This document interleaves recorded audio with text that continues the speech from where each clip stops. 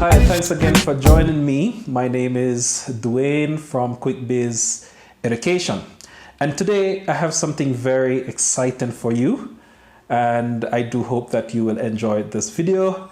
And as you prepare for your exam, that this will be really meaningful for you. Okay. So today I want to share with you, as just for revision, I want to look at the STP Marketing Model. Now, this is a model that is used right around the world. I mean, all the big companies, they use it, and whether it is big or a small venture, then this model is very useful. And not only that, it's a very useful model that I think you can use to prepare yourself for the exam. And once you have a very good understanding of this model, then I think it will help you a little better in terms of how you understand how things are actually organized when you're dealing with the marketing unit. Okay, so S is for segmentation, T is for targeting, and P is for positioning. Now, this is the model. The thing about this is that you start with the market. So the market is just about anyone, no one that you're targeting. So let's take, for example, let's say we want to produce a new study guide or a new book for students who are doing business and management. Now, our market would be all the students in the world who are actually doing business and management. It could be those from the Caribbean who are doing CAPE. It could be those from Europe, UK doing A-levels. And then it could be those students right around the world who are doing the IB program. So all the students who are doing business and management would definitely be the market. But we can't just market to everyone. We can't be all things to all men. So companies, they need to know how to group their market and then target that particular market and then provide the goods and service for that particular market. So that's the whole idea of the STP marketing model. So the idea for segmentation is that you want to divide your market into groups, whether you're going to use where they're from, you're going to use age, you're going to use lifestyle, you're going to use spending habits. Whatever it is, you need to identify those people who are of the same belief, who have things in common. And then that will be how you actually have you'll have the segmentation of the market is based on what are the identical things for a particular group of people. And then after you have identified that particular then special group of people based on probably where they're from, who they are, the next thing is that you need to think about targeting this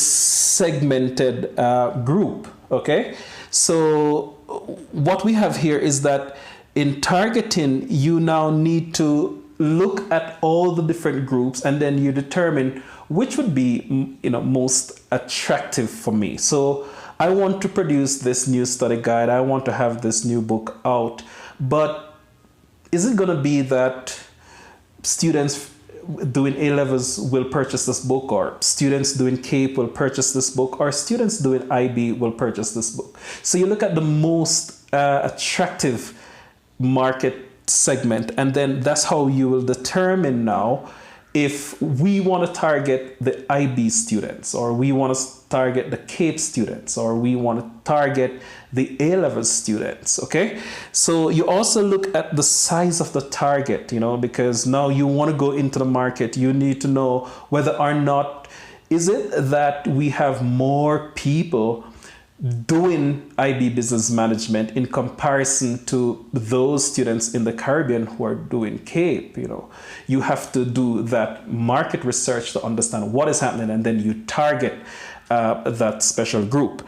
After that, you're going to have the positioning part of it. Now, in terms of positioning, it's about the perception that you want to create in the minds of the customers.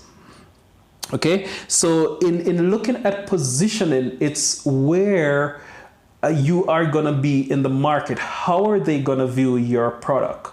What's the perception of your product? Is it something of value? Is it not so good? Is it expensive? Is it really helpful? Right? So when we talk about positioning, we're talking about the perception. And here in the positioning aspect of things, this is where you're going to have the marketing mix. You're going to have your 4 Ps. Okay, which are the basic ones, because for students who are doing the IB Business and Management HL, we have to look at the 7 Ps. But the 4 Ps, these are the basic ones that you need to have. You need to have a product, you need to have a price, you need to have place, and you need to have promotion. So this is where now the implementation of the marketing mix is right at the positioning part. This is how you look at your product. You look at whether or not its quality. You look at the packaging. You look at the pricing. You look at what type of promotion you're going to do.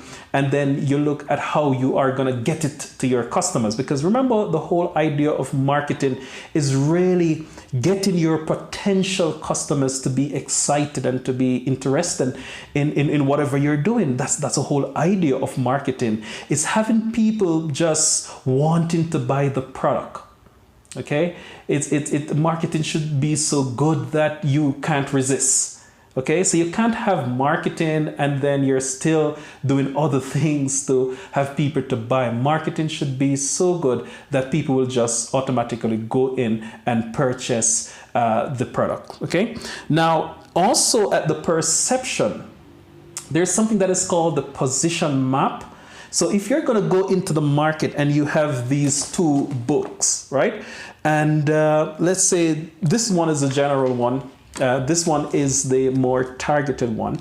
You want to find where you will fall within that market space. Because remember, there are going to be other books there. So you can use what is called a position map, because this gives information about where the other products are.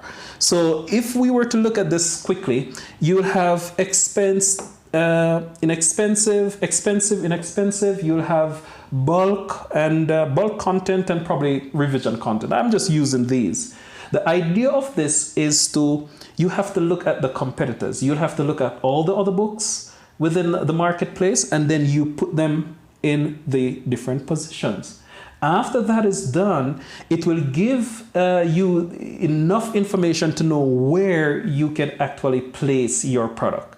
So it's one thing to have a great product, it's one thing to have a great idea, but when you're thinking about marketing, you have to go beyond just thinking, okay, I'm going to do this book and I'm just going to get it on the market, because you can have a very good book, but if it's not positioned in the right way, then you're going to still be at a disadvantage. Another thing is what is called the unique selling points. And I mean, this is critical, because you want to be unique. Is it that in your book, your revision guide, you're going to give some additional tips about how to answer examination questions? What will be that unique selling point that will give you that little edge over your competitors, that people would want to buy this book? Okay, so the whole idea of this, if we understand the segmentation, the targeting, and the positioning, that's basically like the backbone of what marketing is all about. It's about you identifying that market. You could call it a niche. You identifying that special group that you want to get your product, and then you try to target that group And then after targeting that group, now it comes in with the positioning of how you position yourself, where you use the marketing mix to get the product to that special group. So it doesn't mean that other people can't use your product. It doesn't mean that other business students wouldn't be able to use your revision book. They can, but your main focus would be on getting this revision guide for the IB Business and Management students. All right. So I do hope that this was helpful for you in your revision. Join me next time. Ciao.